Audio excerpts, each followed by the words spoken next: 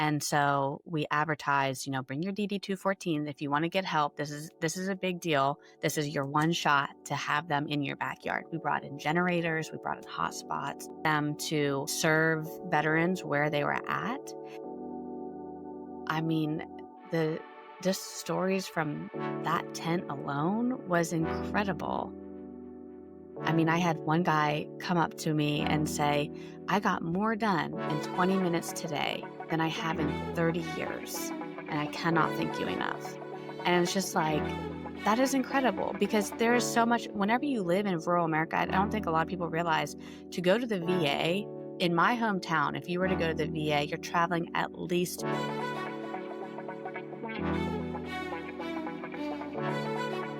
Michelle Lang, welcome. How are you doing today?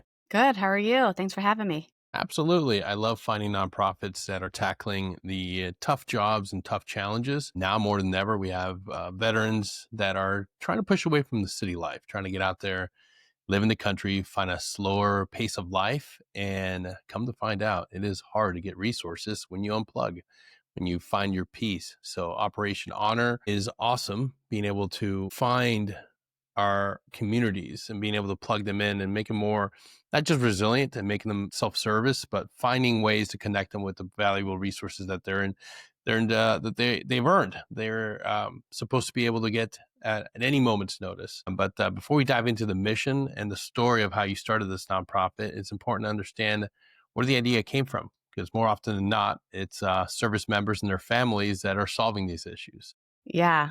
I mean, true. And what I like to say is our story is not unique, and that's why it needs to be told, is because so many people want to feel like they are the only ones. They're alone. They're dumb. They can't figure it out. And it's just like, it's not true.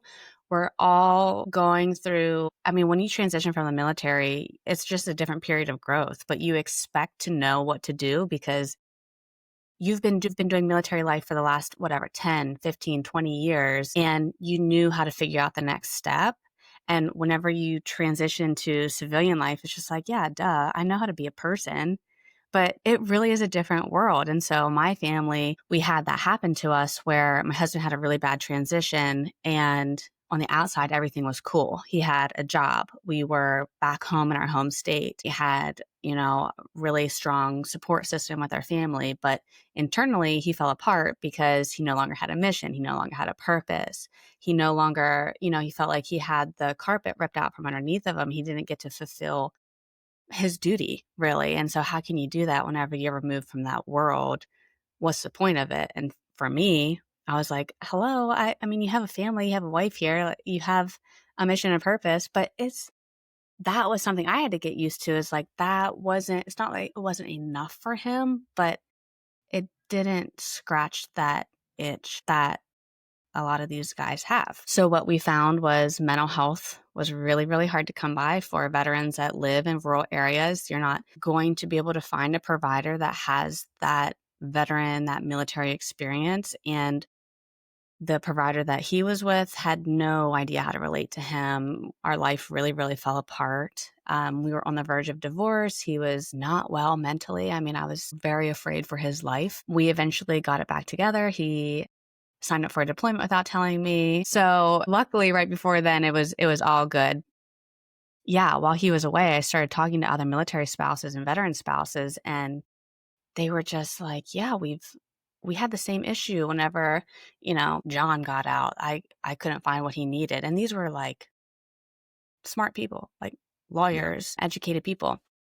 So it's not just you don't know what to do. It's an unfamiliar territory. And I found in rural areas, you don't even know who to ask because there's probably nobody there for you to even ask the question. It's not like you can just go to the S1 shop and, say, fix it for me. So what do you do? And so he got back in and we found ourselves at Fort Bragg. And I was like, okay, this is a really opportune place to start a nonprofit and make some change. And so we've been doing this ever since 2021. Wow. Man, a lot to unpack right there. So you initially transition, go through the identity, the purpose, the loss of all that, and then he decides to go back in. were you thrilled at that decision? Honestly, I kind of was because the military life is comforting to me as a spouse. And ask me 10 years ago if I would have felt the same way, I would have been like, absolutely not, because I gave up a career for my boyfriend at the time to move to a frozen tundra that is Fort Drum, um, remained unemployed, depressed. And I was just like, what have I done? What have I done? But eventually the military is comforting. I knew what to expect. Knew we had a paycheck coming. I knew that there's just so many knowns you have with the military, even though there's so many unknowns. Everything is figure outable in the military. But whenever you're in the civilian world after, it's like starting over. It's like coming out of college. And it's okay whenever you're out of college to be eating rice and beans and, making it work. But when you're a grown adult and you're like feeling like you just graduated high school, graduated college, and you're like, holy, like, what are we going to do? It is scary feeling like you're starting over. So for him getting back in, I was like, okay, I feel like I can breathe Yeah. a sigh of relief now. It's often like a reset. It can be, and it's a common story. You get out, the transition is awful, it's shaky, it's like a flight of nonstop turbulence, and it's like, wait a second, I don't love what I'm doing. I don't love this. I'm just gonna run back in to what I know. It's a common story. I know so many people, and if it's not going back to active duty, it's going to National Guard, getting that AGR, getting at least some sort of footing into like what you know, the comfort of understanding like this is my life, this is my world. But it also primes you, just like you said, it gives you a unique understanding of like, okay, let's study how we failed. Let's study what systems weren't developed, what didn't go right. How can I take this case study and make it purposeful, make it meaningful to help somebody else? And it sounds like exactly what you did. Tried our best, that's for sure. Yeah. I mean, and that we learned a lot of lessons. I always say I don't fail, just had learning experiences from it. Like Yeah. nothing is ever a failure for me. I just learn from it and move forward. And if you're going to fail, fail forward. Fail So fast. Yes. yeah, and that's really what I try to do. My husband married the right woman. I'm very stubborn. I'm very determined. And when he was in that space, I kind of just drug him along with me because I'm like, son of a gun, we're going to figure this out. Yeah. And I like to think that I can be that voice for people to have that same determination whenever, like, you don't have to have it all figured out, but you just have to keep trying. And Yes. you're going to fail a lot. But if you're still trying, you're still in the game. Yep. Never quit. It's hard to say and bring that up to somebody that's feeling completely lost with no sense of direction, but you just have to keep paddling, keep moving forward, get your bearings, one small step forward each and every day to get you out of that hole, which is it's uniquely tied to that transition journey. It's devastating for a lot of people. Nobody's free from that. I don't care if you're the most elite, the greatest of the great. Transition is going to kick you in the ass. It's going to be difficult. When you were developing this, where did the idea come from? And how did you first start going through like the idea of like, okay, I'm going to build something. This is my new mission. Well, where we started is very different from where we're at now. So there's been a lot of pivots um, between 2021 to where we're at right now. So when we first started, it was like creating a database of local help nationally. Because a lot of people didn't know that there were county veteran service officers that you could go and utilize. And not all county veteran service officers are created the same. And so it's very, very complicated to do that, but that's where we started and we had different categories of help. And so we invested in this really robust tracking system, this database, and had it all mapped out and it was beautiful. Data's beautiful. This map was gorgeous. But it's so tough because you don't have control over all those local organizations. And what I started to realize is what I have on my map, on my database, is a reflection of our organization. And I could not, with full integrity, recommend these organizations, that particular veteran, service officer, without knowing them personally. And so we made the switch from this large kind of generalized database to a much smaller, focusing just on rural and small town veteran resource library. And so I had to learn how to build a website. I had to learn all this stuff that I had no idea. And my first website was absolutely awful. It was, it was, I feel that pain. I'm still there. It hasn't been updated in a minute. Sorry. it's tough. I mean, you have to do everything whenever you're a business owner. You're the social media expert. You're the marketing expert. You're the, database technician. You're everything. And it's just like, I went to school for business management essentially. And I have still used about zero of that degree. So thank God my college is paid off because that I don't recommend. 0 out of 5 stars, folks. 0 out of 5. Had some really fun times, but I don't know if it was worth the price tag.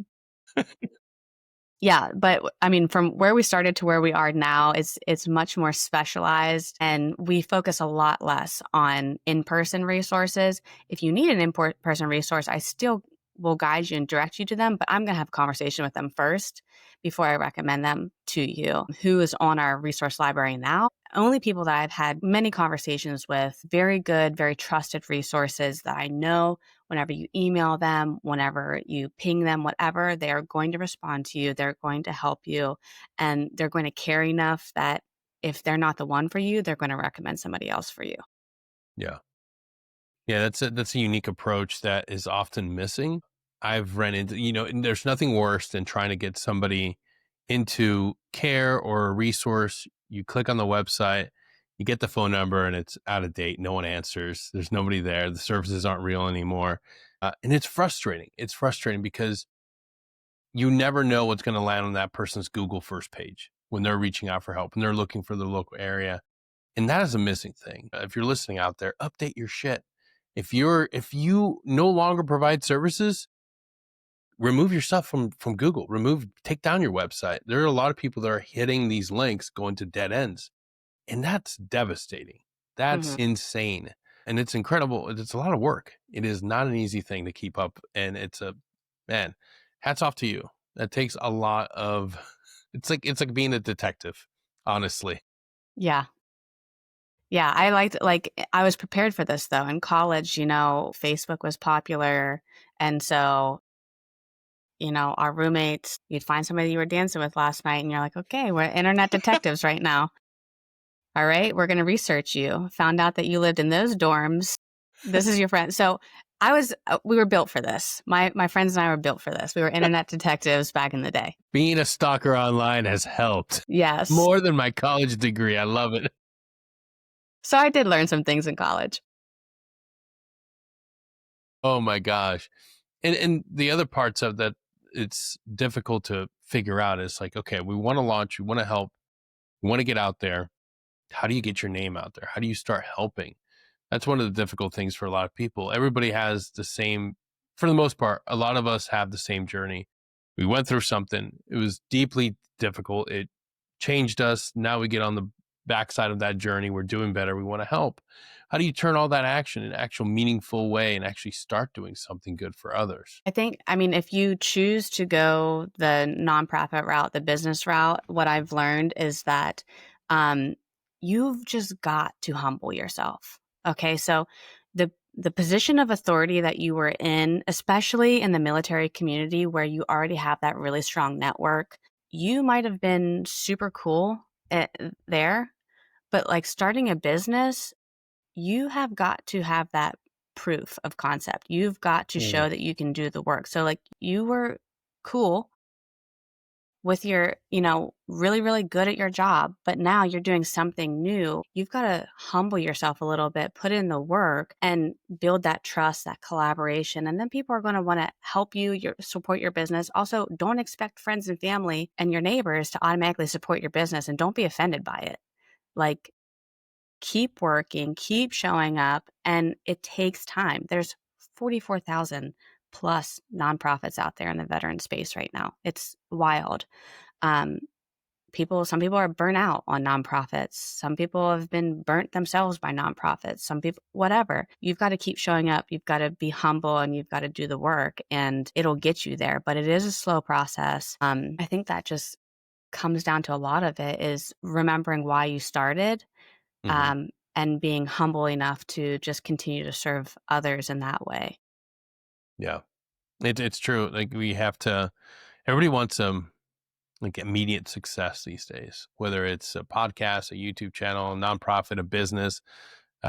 Rarely, we're not everybody's going to be Mark Zuckerberg, and not everybody's going to have the $1 million idea. So if you really truly love the process, they tell people fall in love with the ugly parts, fall in love with the incredibly difficult parts of this journey that you're in.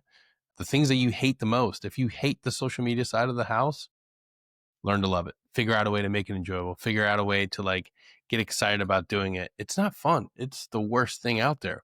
But in my experience, in my own lived experience, that's the thing that I hated and didn't want to do. And now I get paid to do it for other people. I still think it sucks, but I found a way to understand that, yeah, man, like you can be extremely successful with things that you don't really enjoy. As long as you understand that it's part of the greater mission and Hmm. find aspects of it you do love. I get to connect with 1 million people on a daily basis through several other different businesses. It's pretty awesome. When it comes to nonprofit too, when you're helping other people, that feels great. That when you're connecting with a community of people that are able to reach out and say, "Hey, thank you for what you're doing. You helped me get X, Y, and Z." That has to be rewarding. And what has the outreach and the communication been like from the local communities that you're involved in helping?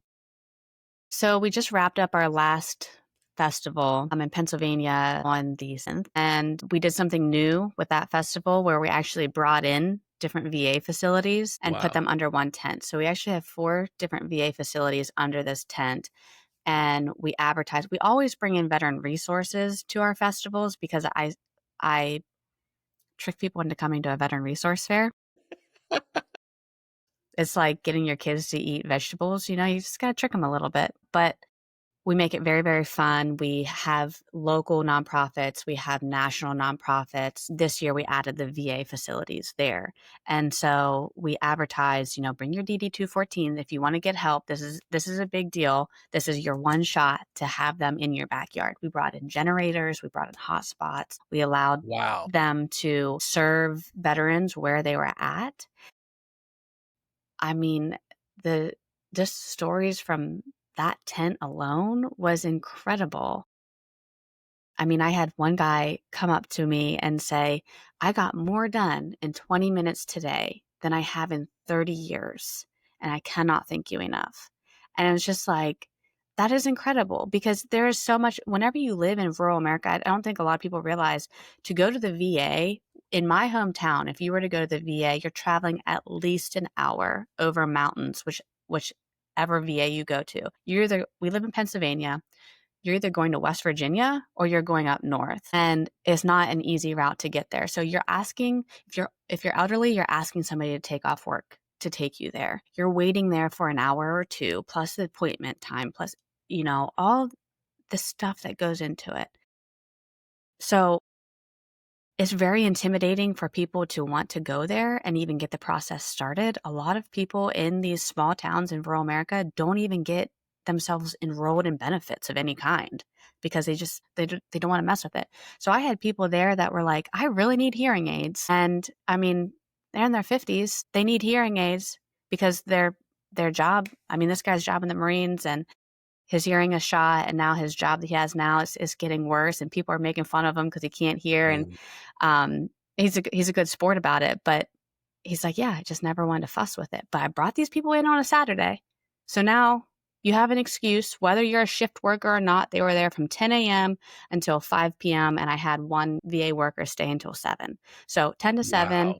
no matter if you are getting off work at 3, you were able to make that tent. And buddy, they did. They kept that VA tent busy. And we had people coming from 2 hours away just to do that because then it was a fun thing for them to do. It was fun to visit the VA to get their problem solved. They could then shop local craft vendors, veteran-owned, military spouse-owned vendors from the food trucks. Their kids could play in the bounce house, and then they could go up the hill and watch live music. So that was by far the most rewarding part of that festival is seeing people immediately get the benefit. Well, I mean, not get the benefits, but get enrolled in the system that they should have been enrolled in from the start. Wow, Michelle, we gotta unpack this section right now. I didn't understand how many veterans were reluctant to sign up for the VA benefits till I started engaging in face-to-face interactions and talking. Our Gulf War veterans, Vietnam veterans, individuals that served, even our current generation of GWAT veterans, there are so many that get out and never deal with it, never get the benefits that they're owed because they don't want to hassle. Now, largely, there's that negative connotation with the VA. Some have definitely earned it. Other facilities are completely different, and I understand that now. I've seen the difference. But there's a stigma with signing up and getting your benefits, no matter how easy they make it seem, like going online, figuring stuff out online. Everybody has this general idea that it's just easier than ever, and that's not true. But we're also dealing with old myths and stigmas of it's impossible, and it's not impossible. Some can be challenging, but it's not impossible. But some people still believe that it's just out of my reach. I'm not going to bother with it. But putting together a festival to bring providers out there, to bring the VA out there, holy shit. Break this down. Where did this idea come from? And yeah, to talk us through this idea, because I think that's something that we need to be doing all around the United States. And that's our goal. So our goal is to do basically a state festival in every state every year. So our long-term goal is 50 festivals a year every year. I try really hard to meet people where they're at. And I'm lucky to have kind of like this unique marketing experience for rural America because of the hospital that I used to work at. My first job out of college was the community outreach coordinator for our small critical access hospital in my hometown. And so part of my job was helping to assess the community needs and then find grants, find programs, or create them to meet that need. And so it's like everything's like a puzzle piece to me, but also I'm from rural America. We're a little bit salty. We're a little bit different. We're a little bit different. I don't know. We're not easy to market to, but that's part of the challenge that I love. And so these festivals are born of that. It's like, how do I meet these needs in a way that the community wants them met? So, I mean, as a resource myself, I find veteran resource fairs very boring.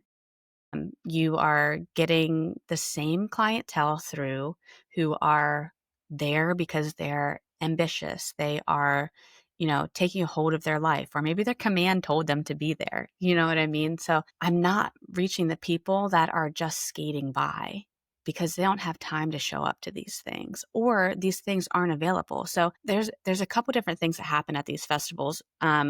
The overall goal is for veterans to come and get the resources, but also have the community understand that there's resources available and then see how they can better support their veterans. Because what happens in small town America is we're super patriotic, right? We love America. We love our veterans. You drive down small town USA and you see the banners hanging on Main Street of, the veteran picture or a flag or whatever. And they say, thank you for your service. But that doesn't solve the suicide problem.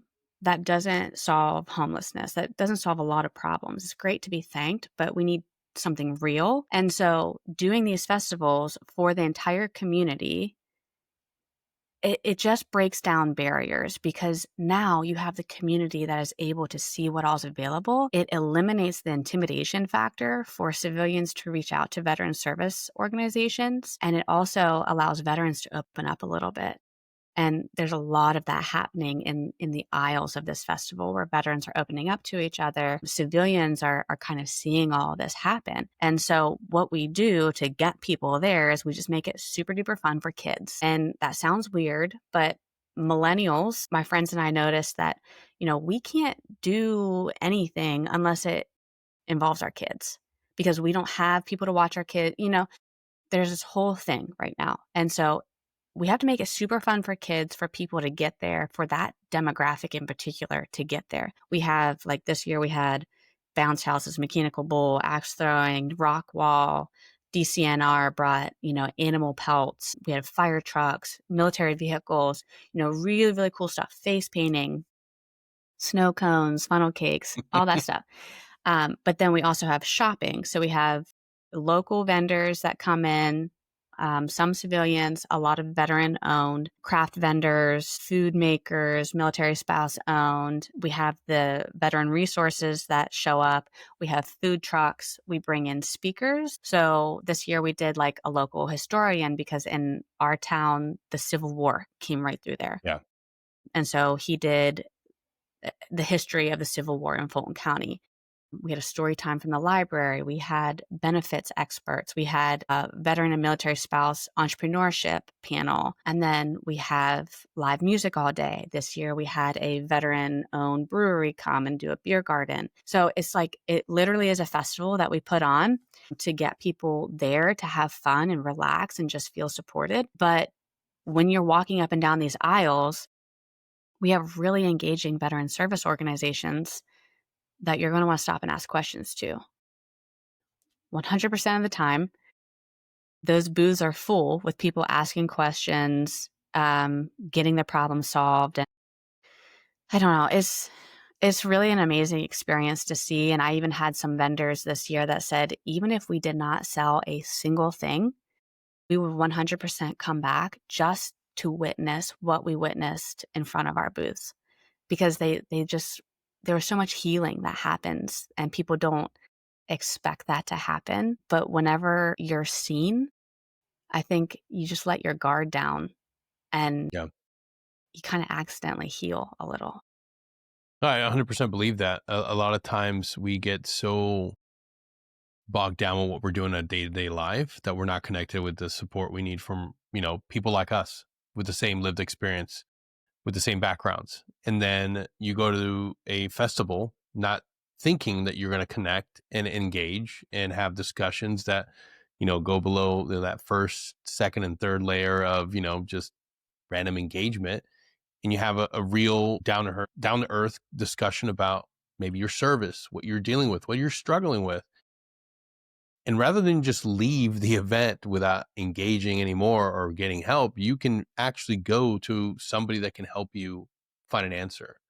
That's incredible. That is, and yes, we are connected now more than ever because of the internet and social media, but it's very superficial. This can never replace face-to-face engagement.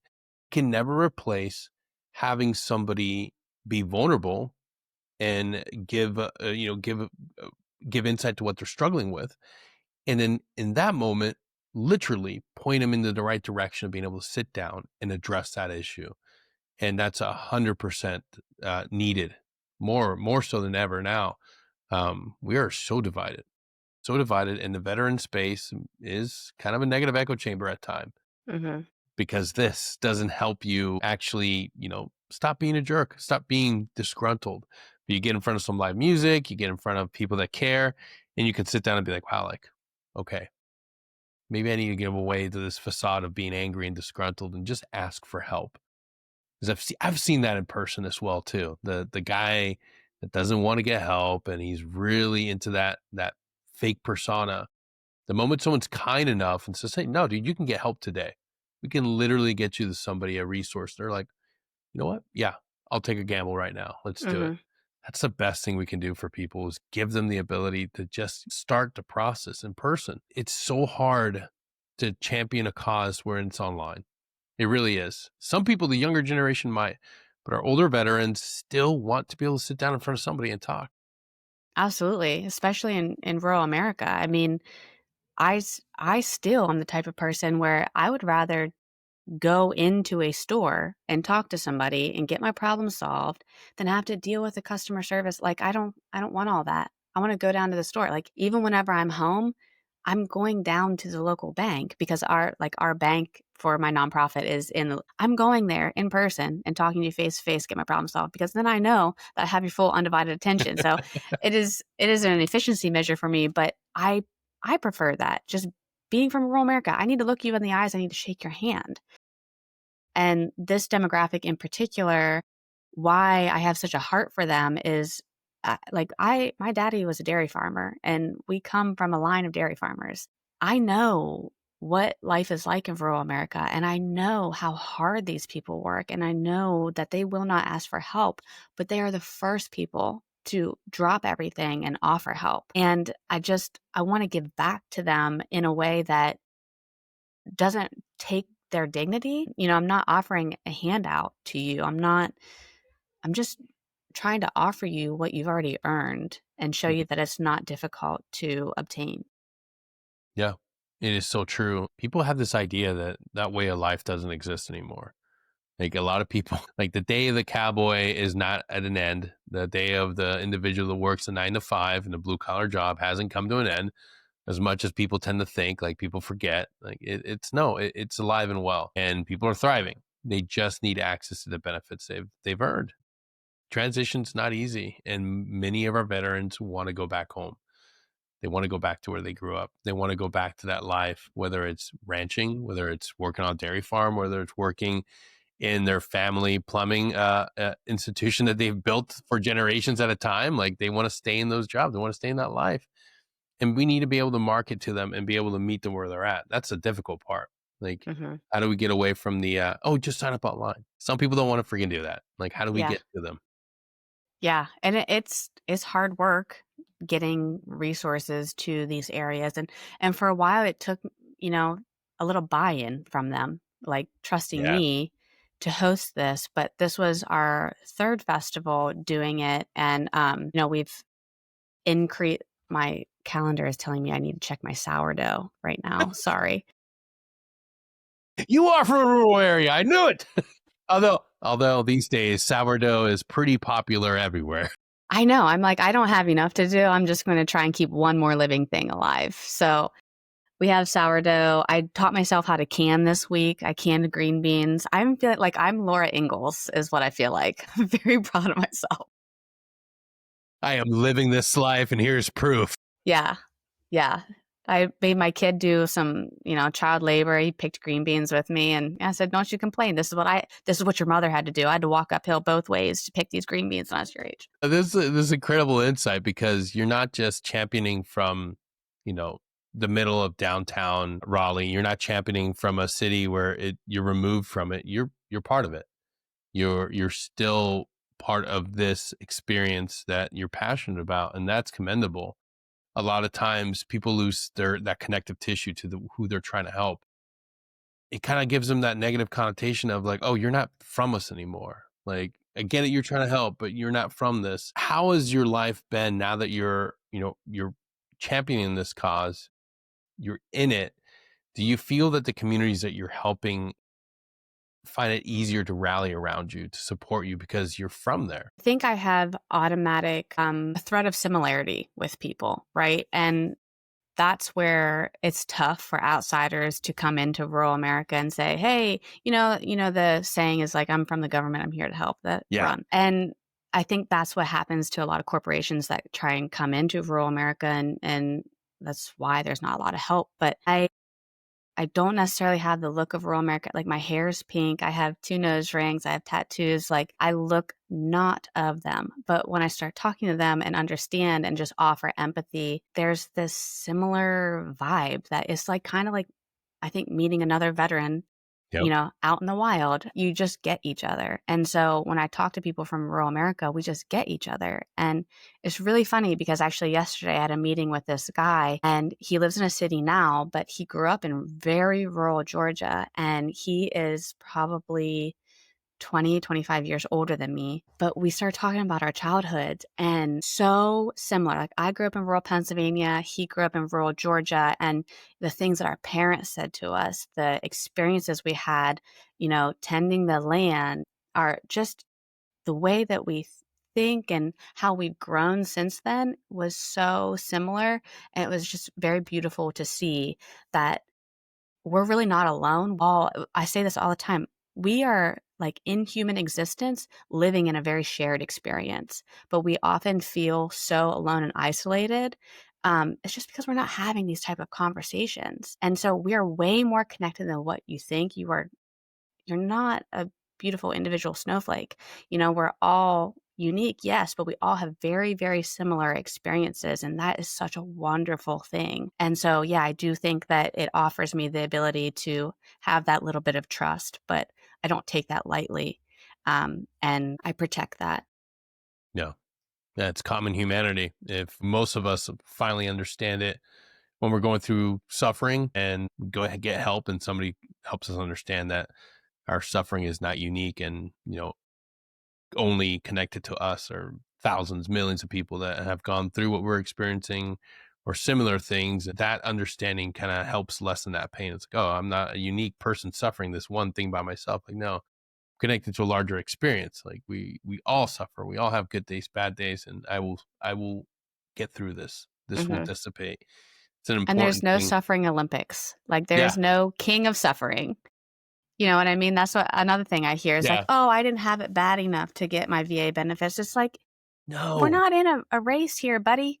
You're Yeah. not going to win any medals for how little or how much you suffered. You're still entitled to things. And so I think, I mean, what I've learned is everybody acts out of fear. I think fear is like a basic human emotion. And whether you're angry, you're sad, like fear is very much a controller of our life. And if you're in touch with it, you can understand like, oh, I was just being an asshole because I was afraid.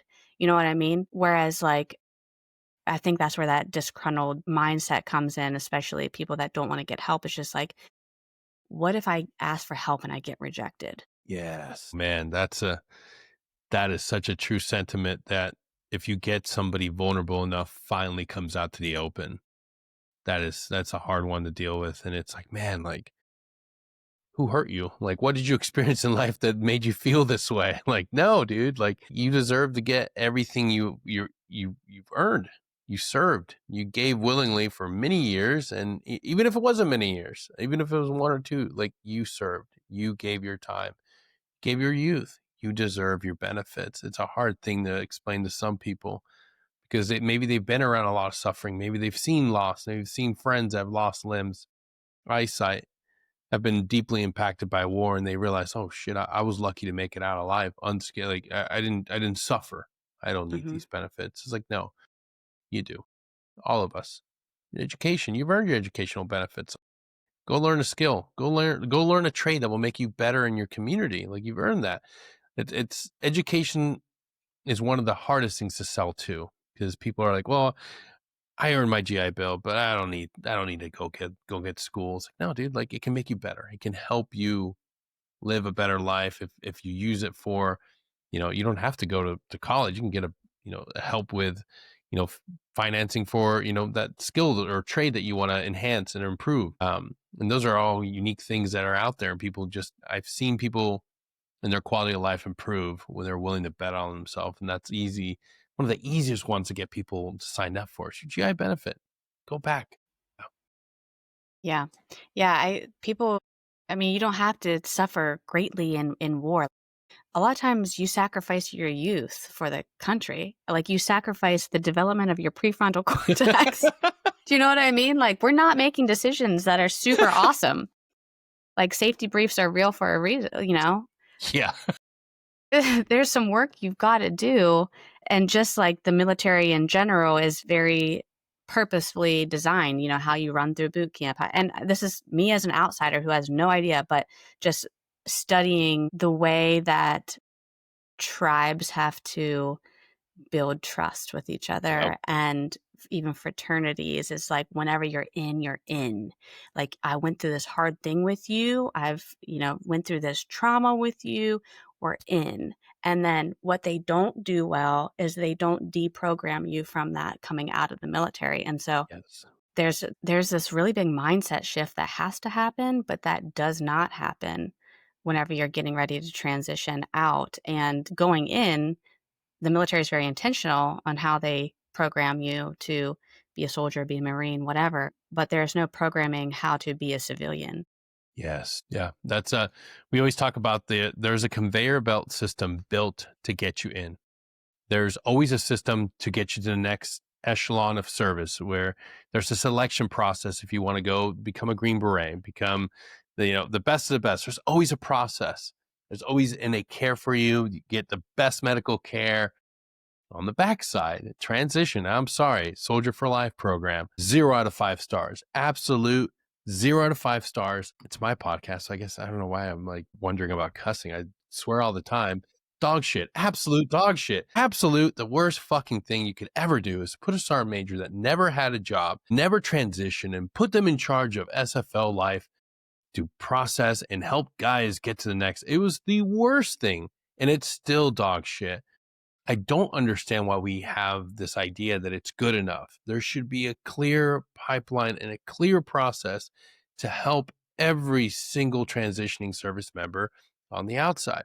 But we built this reliance on nonprofits, on outside entities that can help. I'm a project of the Honor Foundation.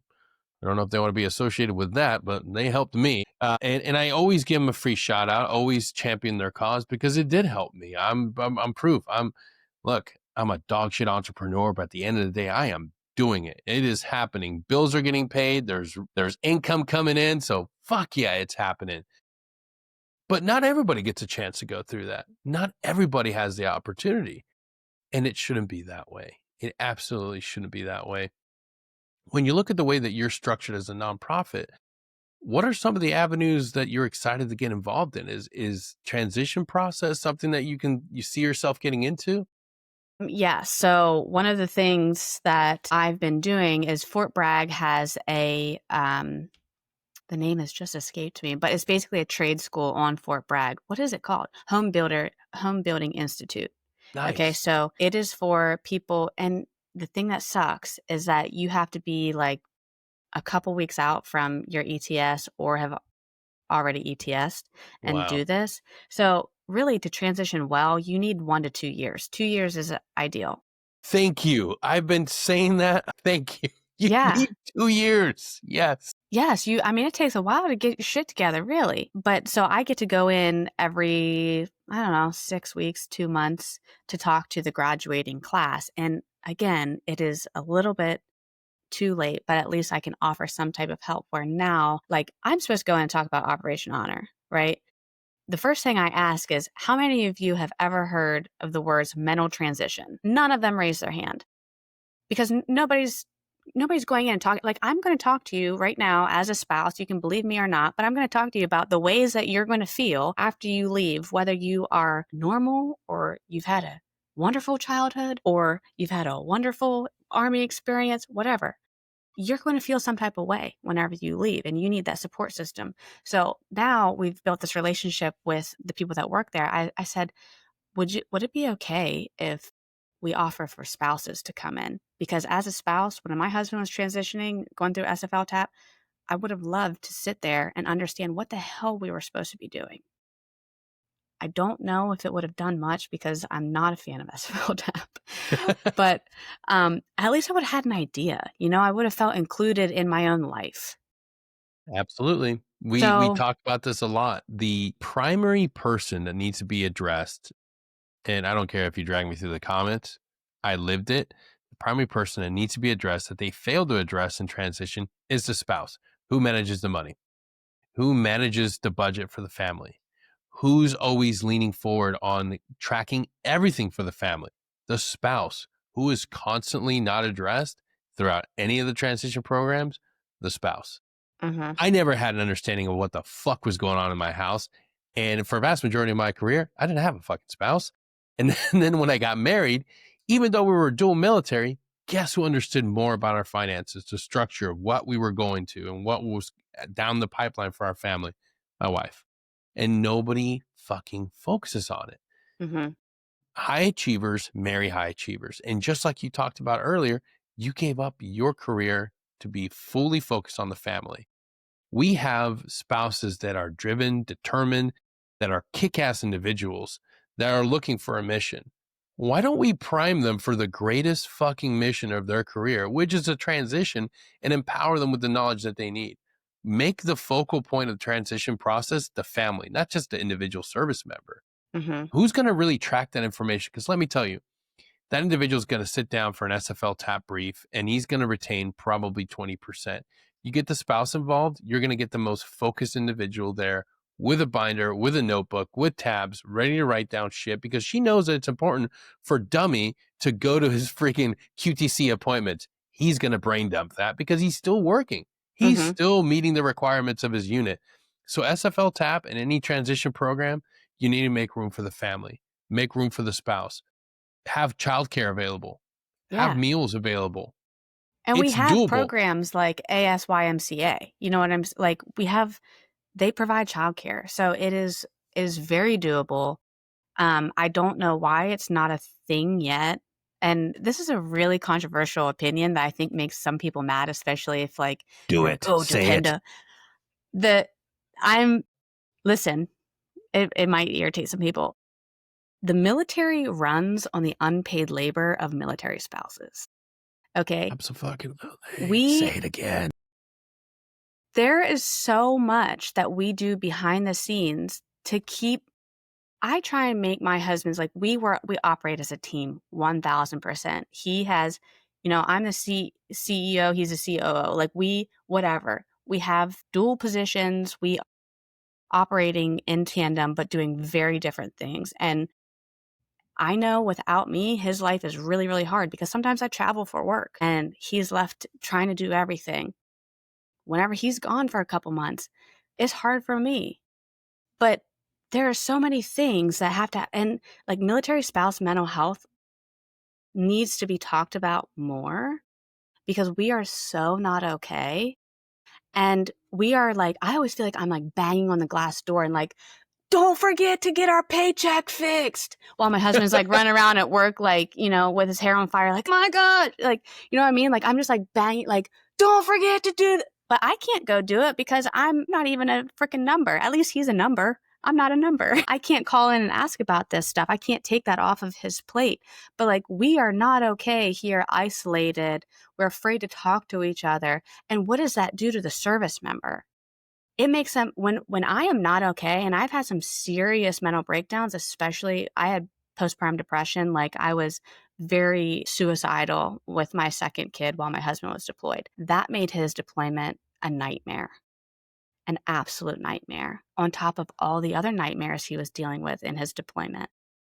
When a military spouse mental health is suffering, do you think their service member is having a super fun time? No.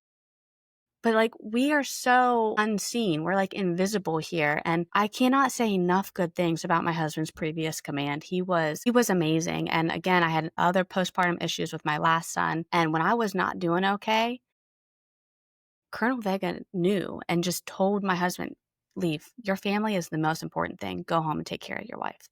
Go home and do this. I felt horrible because I don't want to be a burden to people, but I was so grateful that I had my husband there who was willing to step in and take care of me whenever I mentally was not okay. And his command understood that and saw that. And it made my husband work so much harder for him. And it made me push my husband to work harder and do better and, support him more. And that is such a big piece that's missing, I think. Yeah. It's so true. We can't function without a healthy family at home, and our wives often are dealing with so much more than we can actually like comprehend. And caregiver fatigue is a real friggin' thing. Anxiety, depression, PTSD, and all the shit that we carry doesn't just affect us. It bleeds off to our family. If we're struggling, they're struggling. And and I've said this before and I'll say it again. If you've ever heard your wife say, I feel like I'm walking on eggshells, run to get help. Run to get help for yourself. And then when you're no longer struggling, when you're no longer drowning, get your wife support because what you're dealing with, she's dealing with. I am telling you, the worst thing that you'll ever go through is divorce. The worst thing you'll ever go through is a failure in your family unit. Don't put it second. Don't make it a third priority. Make it the single priority. That's the key to your success in your military career that nobody talks about. If you just focus on getting healthy first, then getting your wife healthy, and then focus on the kids, focus on your family unit first, your career is going to skyrocket. It will. It will absolutely. I've studied it. I've been doing this long enough to talk with individuals. The same positive lived experience thing that always comes across last when I talk to a guest is when my military career was at its worst, when my family was at its worst. When I was struggling, everybody was struggling. But the moment I prioritized my healing, the moment I prioritized my family and my wife and put them first, my career did better. We all need to take a knee, and your spouse at home deserves to take a knee too. That's why when guys get help and they go to treatment centers and they come back home, their spouses are justifiably angry because you're coming back and you're like, I've got all these skill sets. I've got mindfulness. I've learned how to meditate. And your wife's sitting there exhausted as fuck, like, fuck you. Yeah. Everybody How deserves, nice. must be fucking nice, bro. Yeah. Yeah. Yeah, I totally get that. And that's basically like what my husband and I have been like for the last 10 years. We've not done a lot of things right, but when we both got really, really serious about our healing, because there was a lot of really like from before military, some mental health issues that absolutely bleeds over onto many people's military careers that never get addressed. Yes. But whenever you start addressing them, like my husband and I have such a good, deep relationship right now. And he has finally found what he wants to be when he grows up. Like he just finished his school. I'm so, so proud of him. And I'm Nice. like, he's doing so well.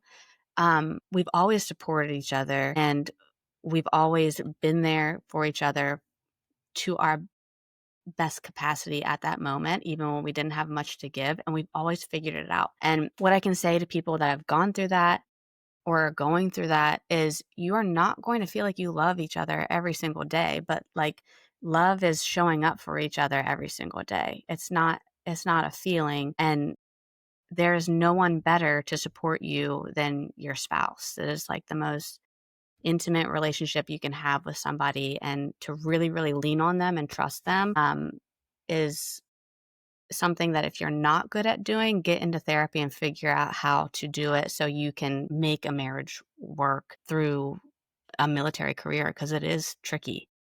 It is. But it can be the greatest journey ever. Hmm. You just have to be able to work together and view each other as a solid team. The team at home is more important. Sorry again, you're going to hate me. You're going to drive me to the comments. So your team at home is the greatest asset you have and the most important team, because at the end of your time, when you finally check out and you get that wonderful DD-24 team, your platoon, the company, the ODA, everybody else is going to say, see ya. And they no longer have your back. They'll be there. They'll support you. They'll love you from afar.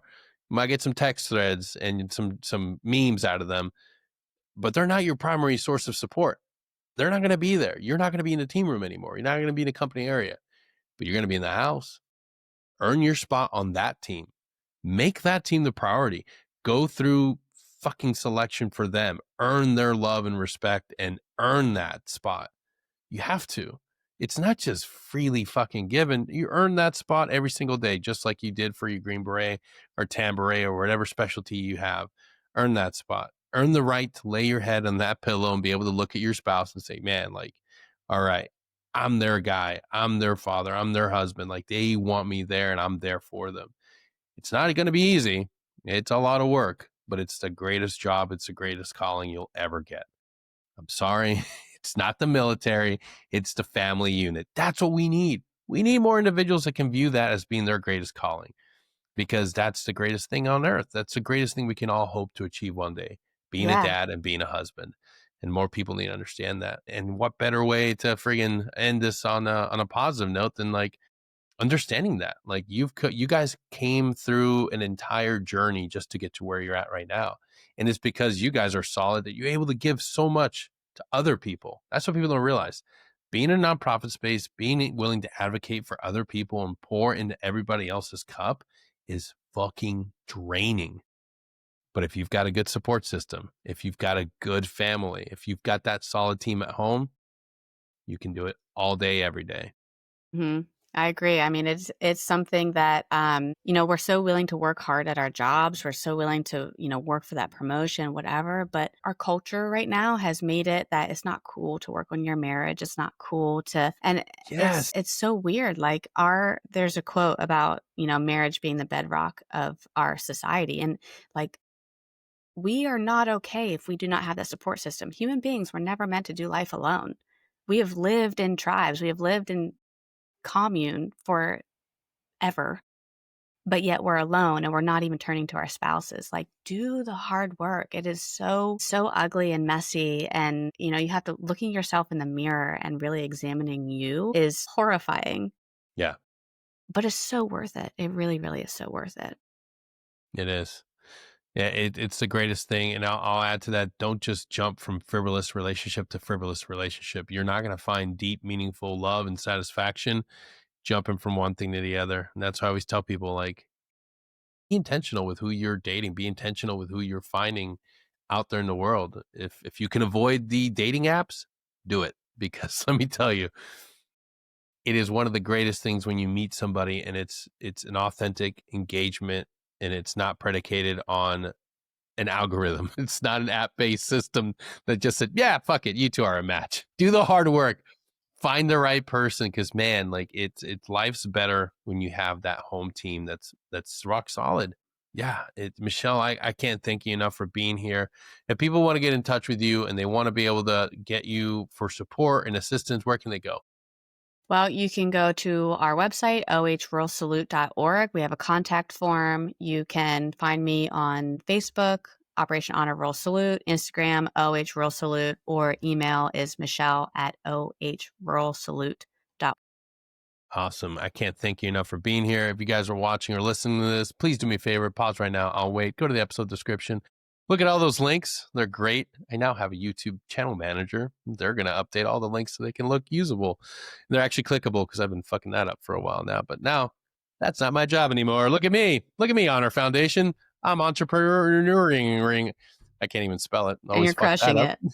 Michelle, it's all hands on deck endeavor here, and we're doing good. We're doing good with Lord's work over here at Security Halt. But it's neither here nor there. Now back to you. Please click those links. Please donate support. And if you need help, swallow your pride. You're not alone. Everybody needs support. Reach out to Michelle today, and she can point you in the right direction. Again, Michelle, thank you for being here. Thank you for what you're doing. This is an awesome episode. We dove into so much, man. It was awesome. And to all y'all listening, thank you for supporting the show. I'll ask you to share this with a friend, like, follow, and share across the worldwide interwebs for us. Thank you so much, and we'll see you all next time. Then take care.